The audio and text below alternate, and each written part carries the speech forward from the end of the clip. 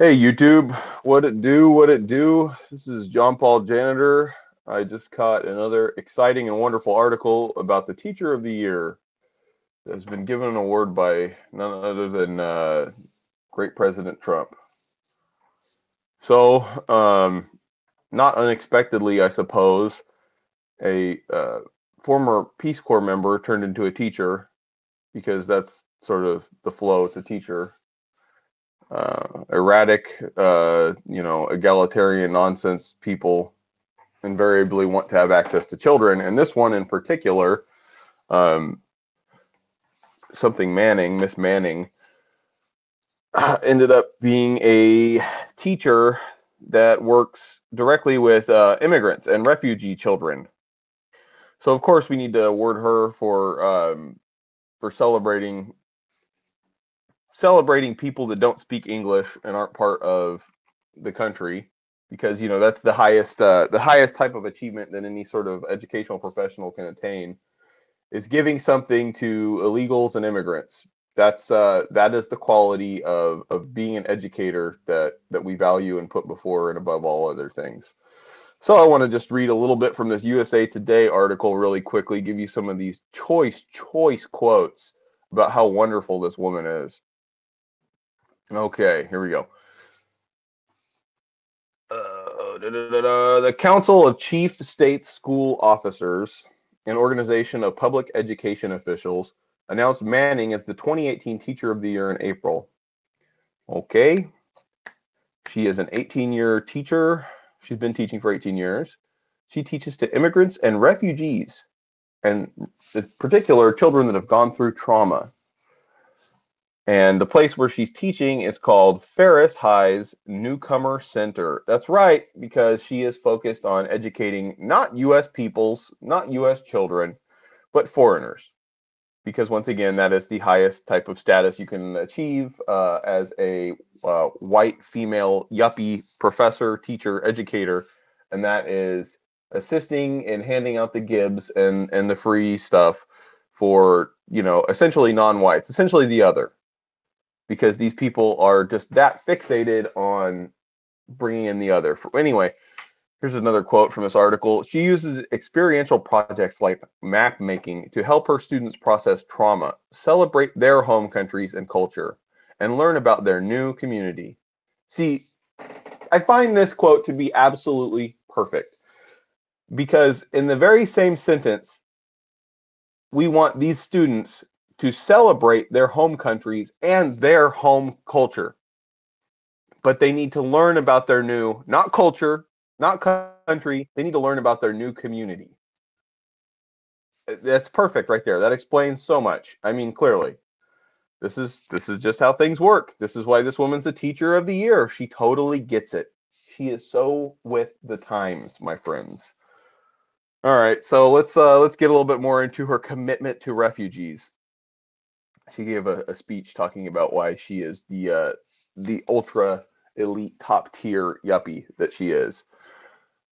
In her own words, I am here for refugee and immigrant students, for the kids in the Gay Straight Alliance, and for all the girls I've coached over the years, to send them the message that they are wanted, they are loved, they are enough, and they matter.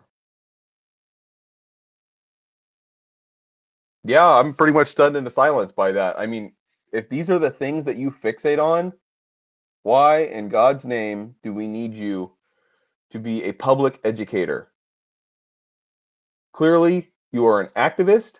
You are fetishizing the other. You are trying to dismantle anything such as normalcy, or even the basic population that you're surrounded by. This is what teaching is today.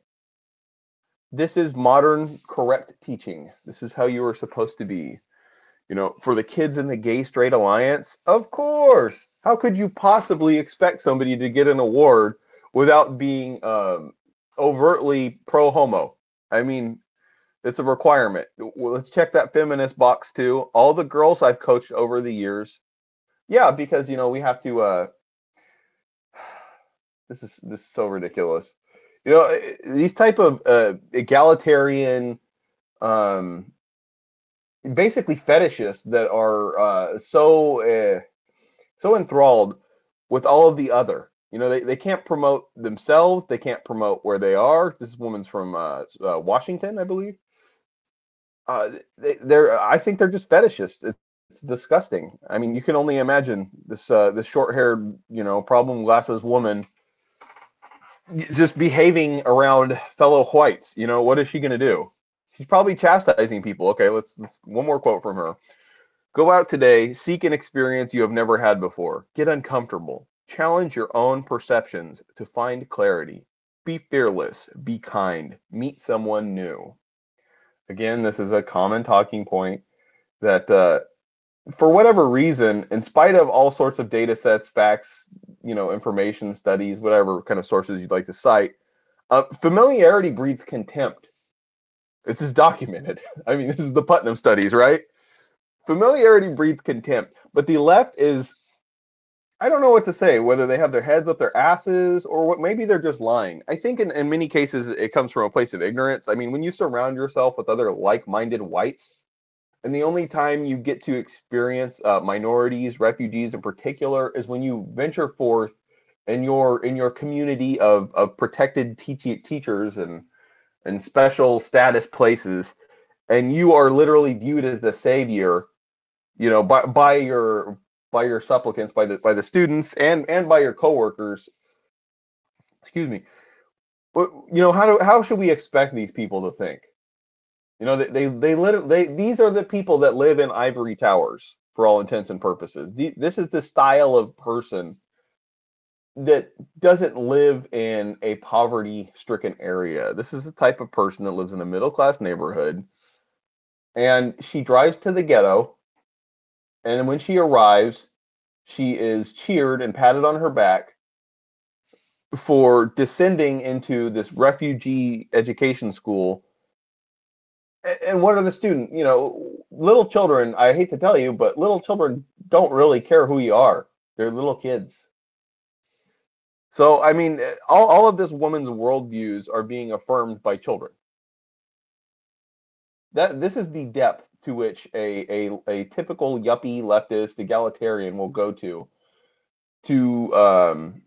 feel that social validation, that moral authority, and they'll have their presumptions affirmed by children, and that's what it takes, And now we have a bunch of essentially infantilized women in particular, and other terrible white people that will just moralize all sorts of these fetishizings of the other behavior.